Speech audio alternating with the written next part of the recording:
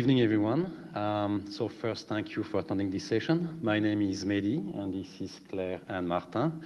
So tonight, we're going to talk about the James Webb Space Telescope, how to handle data sets from this wonderful piece of equipment, and also the Astronomy Club at the Lycée Français of Toronto, and what did lead us to wondering what to do about spectroscopy and why it is so interesting to us. So a bit recap of what we've done so far in the last few years at the Lycée Français de Toronto.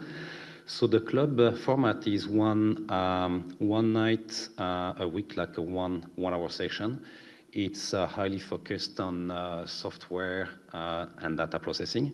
Typically what we do is we use PixInsight, for example, in order to process data from the Hubble Space Telescope, the James Webb Space Telescope, data I acquired north of Toronto, and also planetary data from whatever is in flight between Earth and some planets. Other software that we use are Telescopius, for example, Stellarium, and the USGS ICs, especially for processing images from planetary missions. We do some programming. Some must-have on the Python side are AstroPy and Pandas, for example. And we do our programming exercises, let's put it this way, using Jupyter Notebooks because it makes it easy to actually share commands and code as well. We also use like state-of-the-art industry software like GitHub for collaboration, exchanging data and files. And one year, we even used Overleaf in order to use LaTeX in order to produce our own textbook. So now, Claire and Martin. So here you can see two images of the Pillars of Recreation, which is part of the Eagle Nebula, or M16, in the Serpens constellation. The image on the left is taken by the James Webb Space Telescope, and the image on the right is taken by the Hubble Space Telescope. The difference in amount of stars and detail is because the James Webb Space Telescope is an infrared telescope and can therefore see through the cosmic dust, whilst the Hubble Space Telescope's wavelengths are in near-infrared visible light and ultraviolet. So hello everyone. So here's another example of images that we've processed through PixInsight. So those are multiple images that we call a mosaic because when put together, they form one big picture. So here it's part of the sky. So when you look up to the sky, it's at the intersection of the Sagittarius and the Corona Australis constellations. And so, for example, mosaic are what is used in astronomy to picture galaxies, especially the Milky Way. So we put together images to form one big picture because the Milky Way is a very big object in space that requires a lot of data to be seen in total in one picture. So now we've talked about the club, we'll talk about spectroscopy, its principles and spaces. So what is spectroscopy? So the official definition is the study of matter through movements by analyzing a light spectrum. So for this, we need to know what is light exactly and physically speaking. Light is composed of different wavelengths, and when we put all those wavelengths together, it forms a spectrum. So here you can see the image is an image of an electromagnetic spectrum, so basically the light spectrum. You see a little bit a part over there, which is called the visible light. So visible light is everything we can see. It's a very small portion of the whole electromagnetic spectrum. So the shorter wavelengths are on the left here, and you have UV light, X-rays, or gammas, and they contain more energy because each wavelength is associated to a certain level of energy. On the other hand, you have longer wavelengths, so for example, the infrared, which are the objects of interest of the new James Webb Space Telescope, or even longer wavelengths, the microwaves or the radio waves. And so those are the wavelengths that hold the less energy. So now that we've discussed about the basis of spectroscopy and light, we can go through an example of the hydrogen atom. So the hydrogen atom is the most basic element of the table of elements. The hydrogen only contains one proton in its nucleus and one electron surrounding it. So what happens when light goes through an hydrogen atom? It will hit the atom with its energy, and it will get the electron surrounding the atom a sort of energy spike. It will excite the electron. And the electron, when hit by a certain amount of energy, will be able to go onto an upper level. So you can see here there's some sort of like different lines surrounding the hydrogen nucleus, and each line represents an energy level. So as I said, when hit by a certain energy level, the electron will get to a superior energy, and this for each energy. So for example, if say it gets a little bit of energy, it will go on the first one, more energy on the second one, etc., etc. And so here, so it's a little bit small, but this is what we call an absorption spectra. And so you see that, for example, for this long wavelength, so this wavelength that contains little energy, it's the amount of energy necessary, the exact amount of energy necessary to get the electron into its first excited state. And this wavelength is reported here on the absorption spectra because it is absorbed by the hydrogen atom. And it's the exact same principle for the other three wavelengths that are also reported in the absorption spectra. And so you can see this. So this is what we call the absorption spectra of the hydrogen. And what's cool about it is that it's unique to the hydrogen atom, meaning that when you see this kind of spectra, you know for sure that that's the hydrogen atom that has been observed. On the other hand, you have also emission spectra, and you can see that an emission spectra is basically the opposite of an absorption spectra.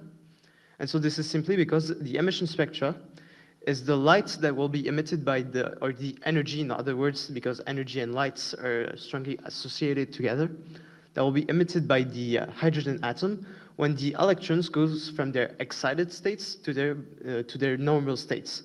So when the electron is on the first energy level here, it will go back onto its original state, releasing little energy that is transformed into a wavelength, light wavelength that is reported here on the emission spectra.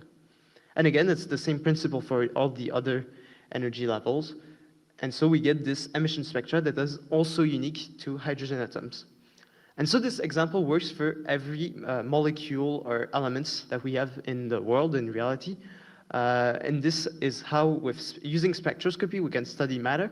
Because using, like when we focus on an object, on an element, we'll have a specific absorption and emission spectra that act like a finger footprint of the elements, and so we can determine what elements we're looking at. So speaking of absorption spectra, here's another example, which is the absorption spectra of the sun, or more precisely, the sun's atmosphere. So here we can see there's various rays that are present on the absorption spectra. And so what's interesting is when you look, for example, at ray H right there, G, F, and C. Those are rays that are specific to the hydrogen atom. So what did we learn from this is that the sun atmosphere contains hydrogen. Similarly, you can find rays K and D that are specific to the helium atom. And so the sun atmosphere is made mainly of hydrogen and helium. And through more experiences, scientists have found that the sun's atmosphere is precisely made of 74% hydrogen and 25% helium. So this was a way that scientists discovered and understood better the sun's atmosphere using light.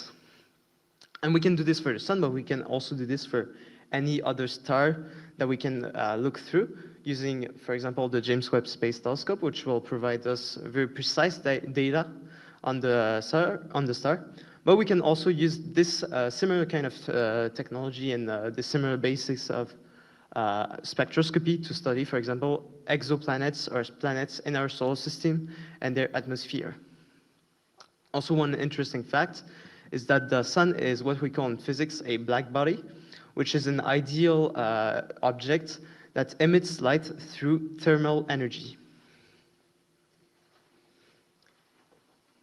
So now that we've presented to you spectroscopy, I will talk about another concept that we have talked about in the Astronomy Club, which is the Doppler effect in spectroscopy. So the Doppler effect, you might or not know about it, and it's when a police car, for example, comes towards us, the sound is high in pitch because there is a high frequency, the frequency is high and the wavelength is shorter. And when the car passes us, the sound is lower because this time the frequency is low and the wavelength is longer. Sound and light behave both like waves, so the same process applies to light. Blue light is a short wavelength, and it's between 450 and 495 nanometers long, and the red light has a longer wavelength of 625 to 740 nanometers. So therefore, in space, when an object is coming towards us, there is something that we call a blue shift, due to the fact that the wavelengths are shorter and the frequency is higher. When an object is moving away from us, there is something called the red shift, due to the fact that wavelengths are longer and the frequency is lower. So here you can see an example of a red shift. You can also find out how fast a galaxy is moving using this red shift or blue shift. The key difference between prism spectra and grating spectra is that in prism spectra, the spectrum is created due to the dispersion of light, whereas in grating spectra, the spectrum is created due to the diffraction of light.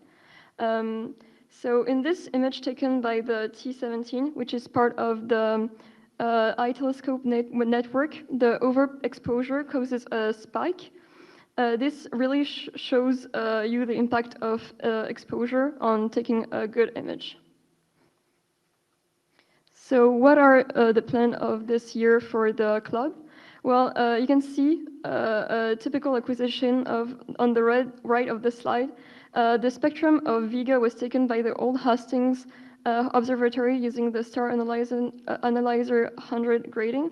The star is clearly visible, as well as the first order spectrum. The picture is in colors because a DSLR was used for the acquisition. To conclude, this year we will concentrate on taking measurements of the eye telescope T17 and being able to take good pictures, hopefully much better than the one on the previous slide. There is a huge difference between knowing the technical aspect of taking an image and the reality of taking this image. Our other plans are also to take measurements in Ontario and explore SDSS data, which is Sloan Digital Sky Survey, using Python. Thank you.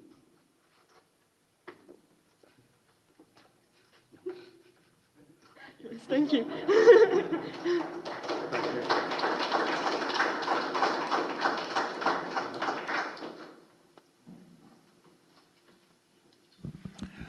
Any questions? No? But we do have some online.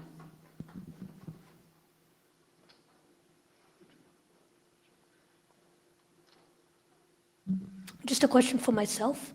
I'm wondering if you guys are writing a blog documenting this research, and whether you guys are publishing any of your Jupyter notebooks.